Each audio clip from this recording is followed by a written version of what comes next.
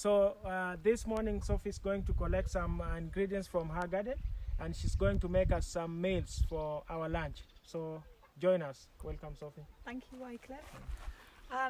Wow, it's amazing to be here with all of you and to be able to showcase a little bit about what we do here at Karama Lodge. Food is a huge passion of all of ours, and we get a lot of pleasure out of growing our own food here without chemicals, with harvested water, and using the materials and the organic matter that we have through the operations that we have here at the lodge. So today I thought I'd make you a warm grilled summer courgette salad. So we're going to harvest all of the vegetables and flowers, edible flowers that we need for that. And we're also going to do a golden turmeric hummus with some sourdough bread that I make from my own starter. So I can tell you a little bit about that in the kitchen. But now we've got to get cutting. All right. Okay. Okay. This is one of my favourite things to do in the evening and the early morning. It gives me a lot of peace, and it's really fun for our guests to be able to come and be part of it. This is actually our smaller garden, which is what I use for more of the menu testing and for the book. But we have a much larger organic garden that's also stored water fed up at the farm, and we take our guests to visit that, and we even give them cooking lessons if they're interested.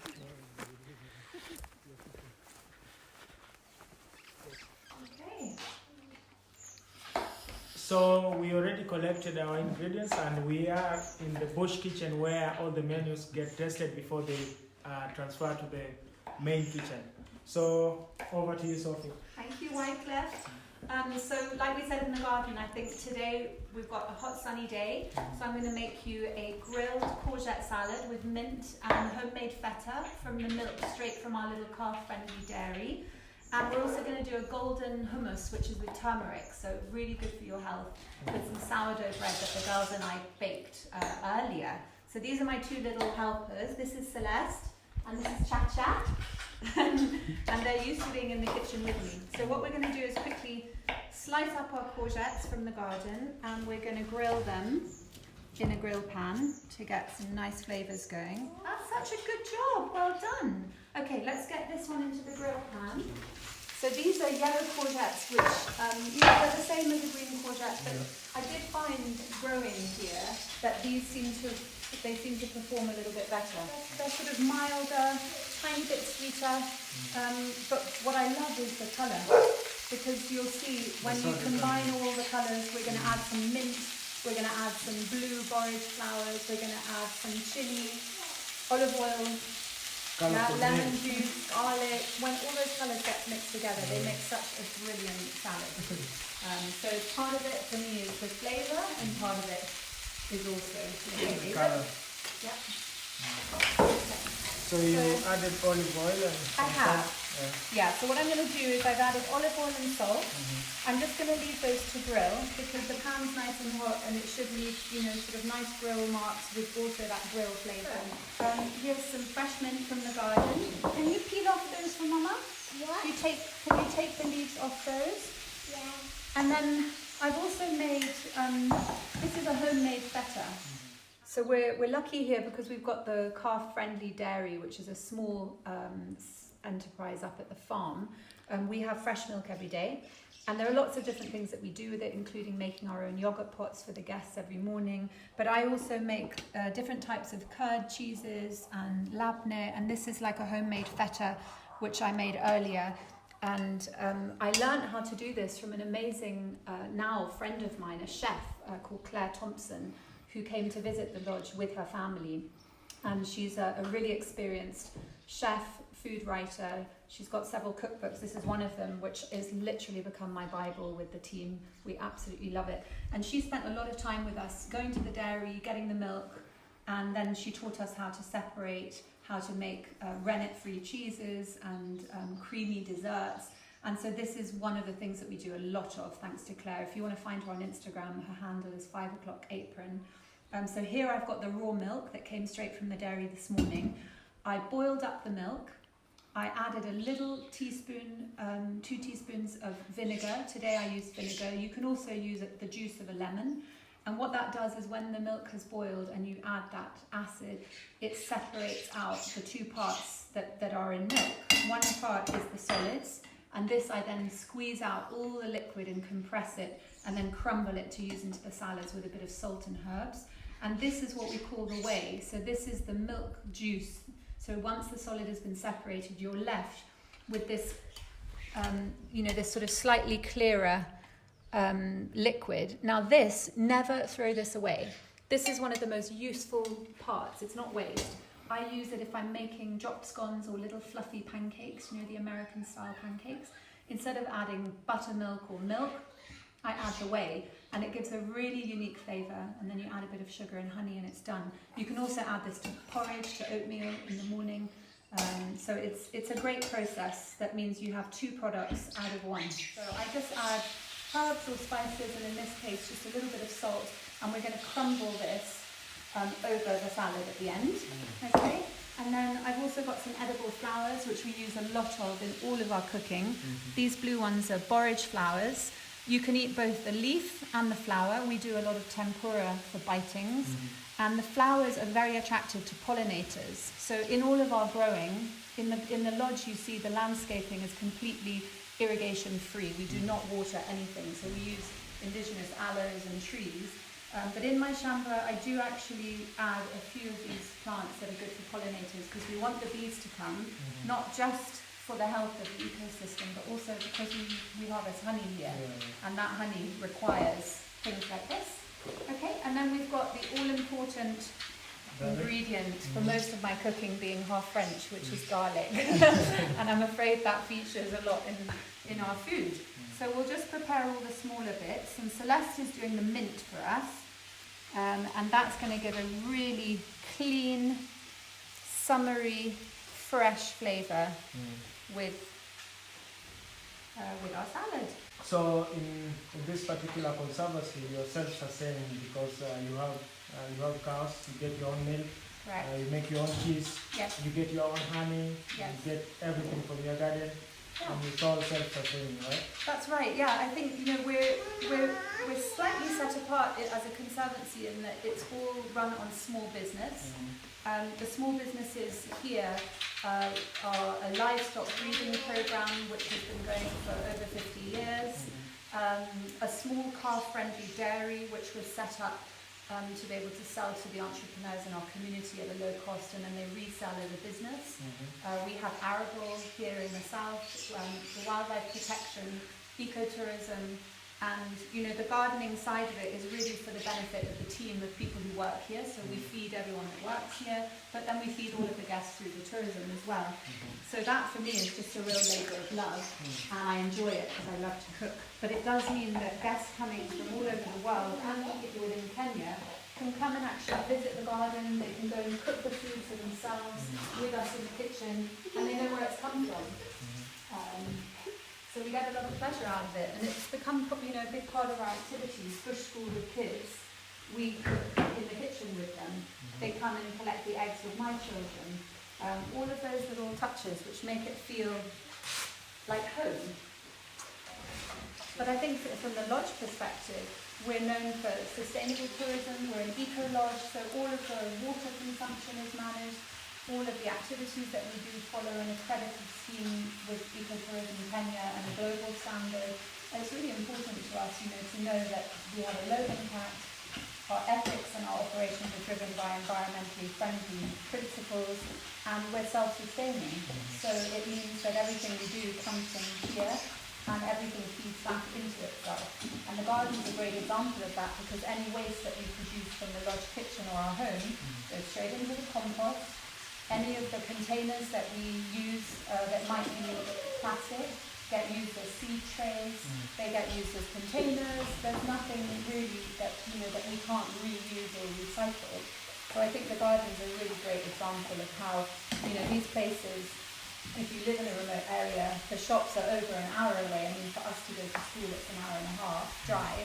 Thank you, Jan. We're very lucky that we've managed to create a system that means we can provide a lot of the things that the lodge needs for ourselves. Family travel. So a lot of what we do is aimed at families with children. not something that we saw a lot of 10 years ago in Kenya, but now so many people are welcoming children, which is incredible.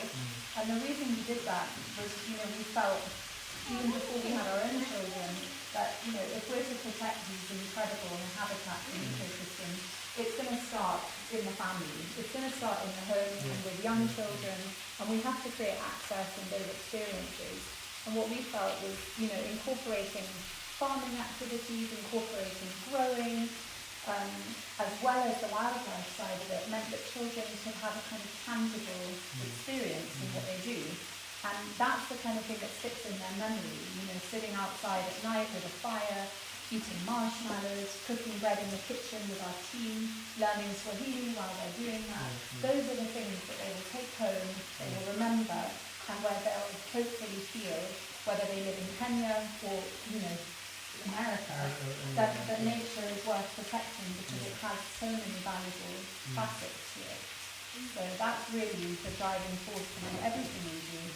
And the cooking is just one of the pleasures. Right, I think we're getting there. It's browning up. This is too long.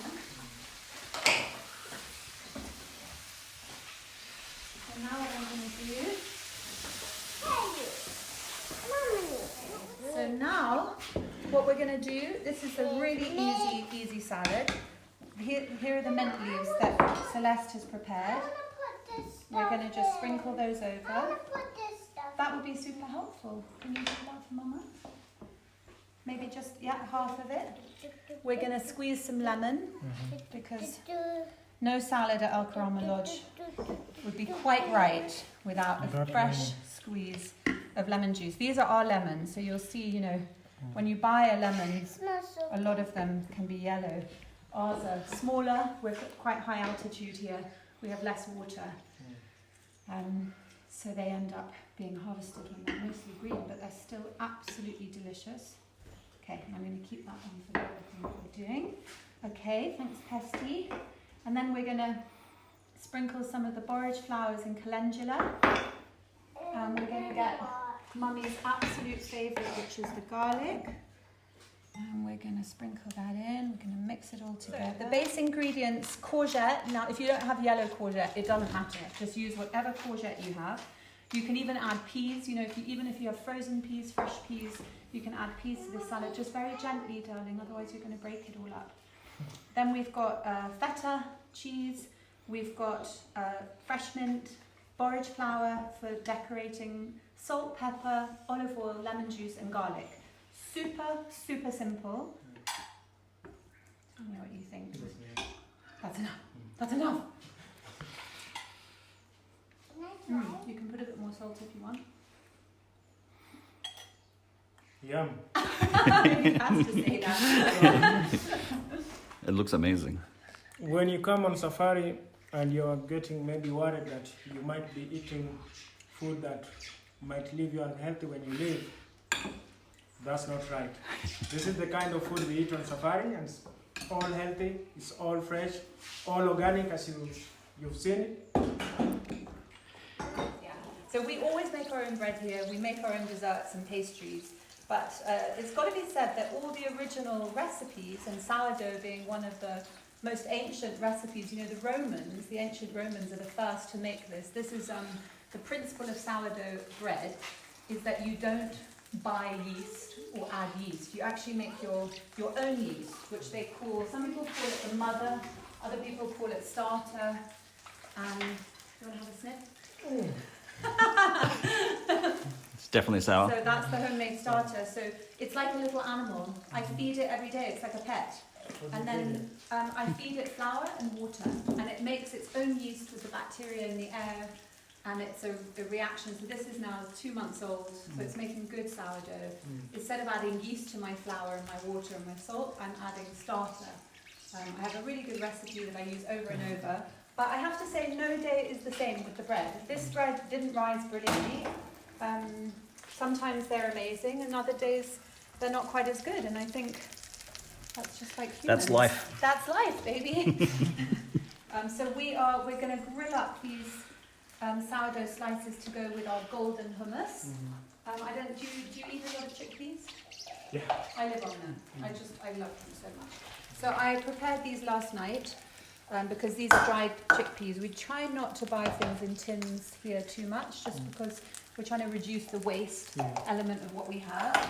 So these I soaked last night, and then this morning I cooked them. And I always put, thanks to a really good friend of mine, Amina, who's a nutritionist in Kenya, she taught me that you add a little bit of bicarbonate out of soda to the chickpeas, and it takes out apparently all the bubbles that make you potentially a little bit gassy after this. So my husband's delighted. So I'm going to add quite a generous amount of olive oil to my hummus, and a good sprinkle of salt. And I mean, we make a ton of different hummuses here. We make green hummus where we add sorrel, which is like a green sort of tangy spinach. We'll put parsley in. But this one, I'm going to do something a little bit different. It's called a golden hummus. And we're going to add one of my favorite ingredients, which is turmeric. Okay, so today I'm a little bit low on lemons. So I'm going to do lemons and apple cider vinegar. But my secret ingredient for this one is my favorite. Turmeric. Do you use turmeric in your cooking? Yeah. So I'm asthmatic, so I take this every day. I take a spoonful of turmeric. I make a chai in the morning, and it means I haven't had to take my Ventolin inhaler now for 2 years. So I'm a complete freak for turmeric these days. Yeah, it's good for you. It's an anti-inflammatory, and it helps with, you know, any of those, if you have joint aches or things like asthma. Apparently it helps, and I have to say for my asthma, it's really helped me. So that's apple cider vinegar, just to give it a bit of a kick, because I'm a little bit low on lemons. I've used the ones I have in the salad. So this one we're going to do what we have. And then, perfect, thank you. And then if you can grab me one of those garlic cloves. It revisits the garlic. We're going to have a lot of garlic in all our cooking today. But this is what keeps away all the bugs, right? The garlic? Yeah. Okay. In fact, my late father-in-law used to eat about 2 or 3 cloves of garlic every morning. Okay, so we've put salt in there. We'll season it more afterwards.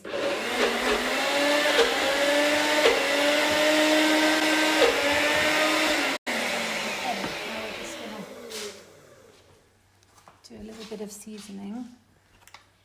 I like my hummus quite rough. Some people like it super smooth.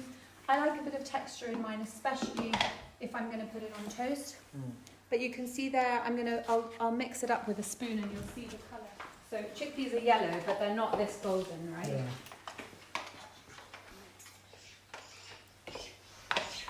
Okay, so now I just add a little bit more liquid to taste. That's olive oil? That's just olive oil. Okay. Now, a little bit of a taste test. Good. Okay, we're going to put a tiny bit more kick in it with the vinegar, and then I think we're good to go. No day is the same. But what's great about this one is you can really taste the turmeric in there, and the garlic. Yeah, so thanks in part to lockdown, I'm in the final stages of writing a cookbook with stories about the lodge and how we kind of rewilded and created the tourism sort of product that we have now. And yeah, it's got recipes, poems, stories about the people that we work with here that we've been training. And I'm hoping that it'll just be a really beautiful offering for people who know us and who want to learn how to cook farm to fork. And there's even a bit of foraging from the Kenyan wilderness as well. But I have my favourite friend all over again, the garlic. So when you're making it doesn't matter what kind of toast, but this is, you know, a bit of sourdough. I always rub a little bit of a fresh clove of garlic. But you can smell it. Smell that? When the toast is nice and hot, it kind of infuses all the way through the toast. You can smell that. You can smell it, right? It's heaven. Just reminds me of the summertime. There we go. Right, now you're going to be my guinea pig. You can tell me, should this be in the Bush Kitchen cookbook, or is it a flop? There we go, it's hot. Toast is hot. Alright, doing this. I'm doing this. You like Very it? good. That'll keep you going for the next bit of your filming. You can make it at home. Maybe you want to give one to the mystery man behind the camera. I think the mystery man deserves this. You've been watching us very patiently, smelling all the smells. Yeah. Now let's just give it a little, look, one final. Right, we've got to have some of that. Do you like pepper, mystery man? I very much do. There we go. Okay, tell us what you think.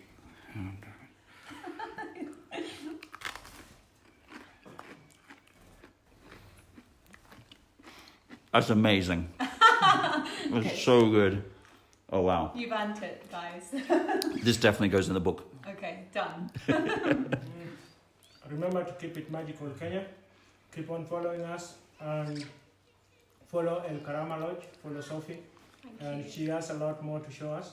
And there's a lot more inside El Karama Lodge. There's artwork going on, there's everything. There's bush code, wildlife, everything that you would want to get in African bush. So this is the place to be. And keep it magical, Kenya.